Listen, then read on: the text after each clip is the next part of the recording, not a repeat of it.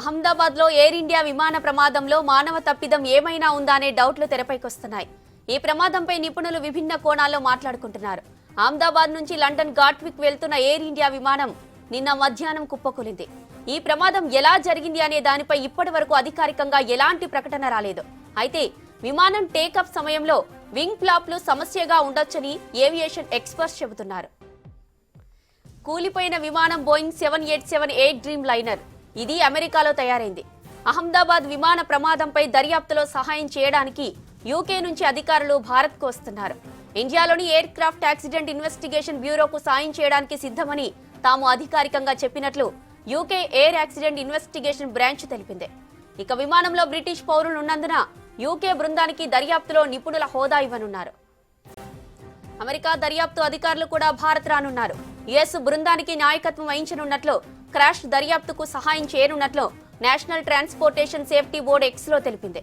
International civil aviation organisation అంతర్జాతీయ ప్రోటోకాల్లకు అనుగుణంగా కేంద్ర సర్కార్ అవసరమైన సమాచారాన్ని అందిస్తుందని చెప్పింది. ప్రమాదం దర్యాప్తులో బ్లాక్ బాక్స్ చాలా కీలకంగా మారింది. Cockpit voice recorder black box decode చేస్తే తప్ప అహ్మదాబాద్ లో జరిగిన విమాన ప్రమాదానికి ఖచ్చితమైన కారణాలను చెప్పలేమంటున్నారు ఎక్స్పర్ట్స్. బ్లాక్ బాక్స్ ను 24 నుంచి 36 గంటల వ్యవధిలో డీకోడ్ చేయవచ్చంటున్నారు.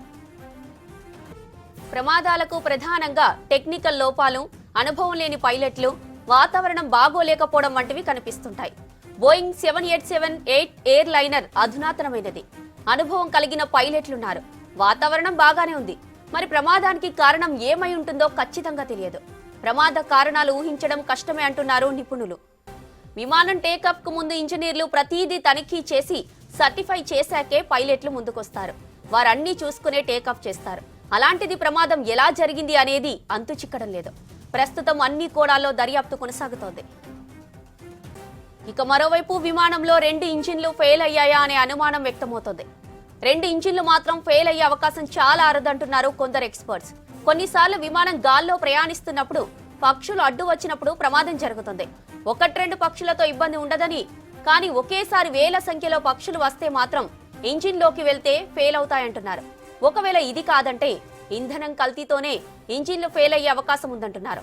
పైలట్ నియంత్రణలో లేని విషయం ఏదో జరిగిందని మరికొందరు అనుమానం వ్యక్తం చేస్తున్నారు. ప్రస్తుతం దర్యాప్తులో బ్లాక్ బాక్స్ కీలకంగా మారింది. ఆ సమయంలో పైలట్లు ఏం మాట్లాడుకున్నారనేది కాక్పిట్ వాయిస్ రికార్డర్లో ఉంటుంది. బ్లాక్ బాక్స్ లో digital fire data recorder decode చేస్తే తెలిసిపోతుంది. ఇలాంటి ప్రమాదాలపై నిపుణులు air accidents investigation board DGCA విచారణ జరిపిస్తాయి. మానవ తప్పిదమా లేక సాంకేతికత కారణమా అనేది తేలుస్తారు. ఊహించని విషాదం, వందల మంది ప్రాణాలు గాల్లోనే కలిసిపోయాయి. ఫ్లైట్ టేకాఫ్ అయిన క్షణాల్లోనే కుప్పకూలింది.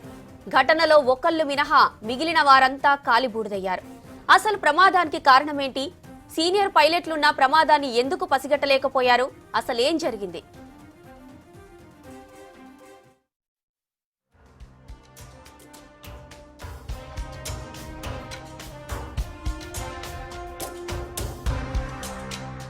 దేశ చరిత్రలో అత్యంత విషాద ఘటన గుజరాత్ అహ్మదాబాద్ ఎయిర్ ఇండియా విమాన ఘటన యావత్ భారతదేశాన్ని కలవరపాటుకు గురిచేసింది. అహ్మదాబాద్ ఎయిర్పోర్టు నుంచి మొత్తం 242 మందితో టేకాఫ్ అయిన ఎయిర్ ఇండియా బోయింగ్ విమానం గాల్లోకి ఎగిరిన కొన్ని నిమిషాల్లోనే కుప్పకూలింది. విమానం గాల్లోంచి అమాంతం నేలపై పడడంతో ఆకాశాన్ని తాకేలా భారీగా మంటలు ఎగిసిపడ్డాయి. విమానంలో ఫ్యూయల్ ట్యాంకు నిండుగా ఉండడంతో అగ్నిపర్వతం బద్దలైనట్లుగా మంటలు ఎగిసిపడ్డాయి.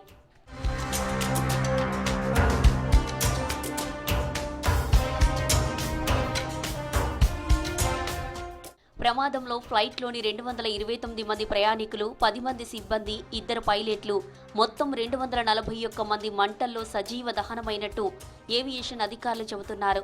ప్రమాదానికి గురైన ఈ ఎయిర్ ఇండియా విమానం captain Sumit Sabharwal, first officer Clive Kunder నేతృత్వంలో లండన్కు బయలుదేరింది. వీరిద్దరికి విమానం నడపడంలో చాలా ఎక్స్పీరియన్స్ ఉంది. ఇద్దరికీ కలిపి 9300 గంటల ఫ్లయింగ్ అవర్స్ ఎక్స్పీరియన్స్ ఉందని directorate general of civil aviation DGCA వెల్లడించింది.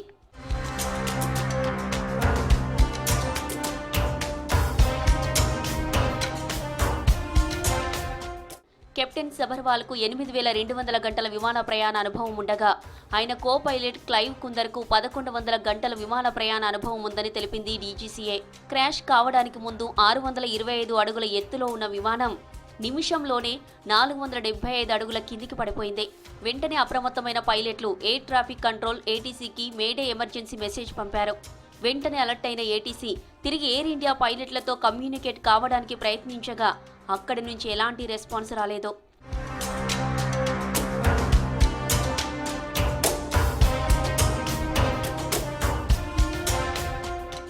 మేడే ప్రకటించిన నిమిషాల్లోనే విమానం ఎయిర్పోర్టు సమీపంలో కాలేజీ భవనంపై కుప్పకూలింది.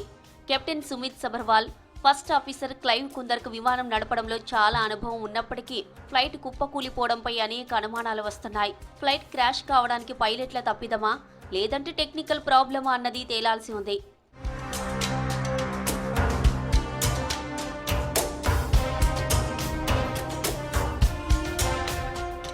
గురువారం ప్రమాదం జరిగిన వెంటనే డీజీసీఏ దర్యాప్తు మొదలుపెట్టింది. పూర్తి స్థాయిలో విచారణ తర్వాత ఘటనపై వివరాలు వెల్లడించే అవకాశం ఉంది.